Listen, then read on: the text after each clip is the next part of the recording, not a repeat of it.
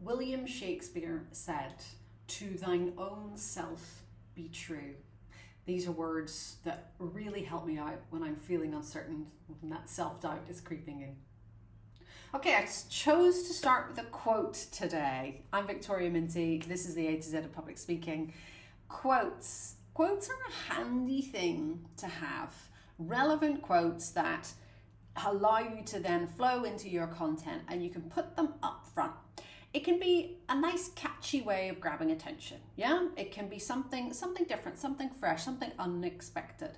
But more than that, I have noticed that using a quote at the start of a presentation is a really nice way for the speaker to ease into it.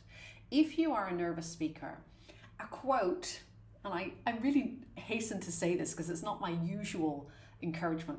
A quote it's a little bit of a guard for you because you're not starting with your own words, so you're not exposing your thoughts and ideas right up front. You're sort of saying, hey, here's something else that's tried and tested. Here are the words of another. It resonated with me. I hope it resonates with my audience, and it definitely links to my content later. So it's allowing you to settle in the spotlight using somebody else's words so you don't get too worried about, oh, is my content good enough? Because you can place that quote up front. Shakespeare. I love to use Shakespeare because, come on, we've been using Shakespeare's words for hundreds of years. So I'm pretty sure they're going to resonate.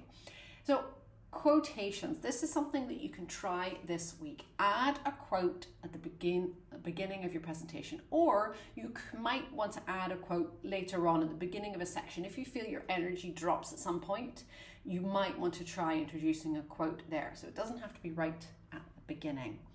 Now, do your research. It can be quite fun to dig these things up off the internet.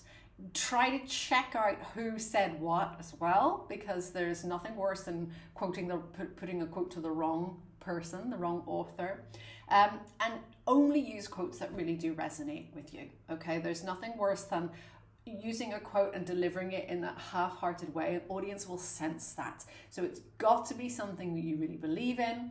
Try saying it out at the beginning or at the beginning of a section of your presentation. See how that feels for you. See if that's a good technique to ease you in and give you that comfort in the spotlight. Good luck. See you next week.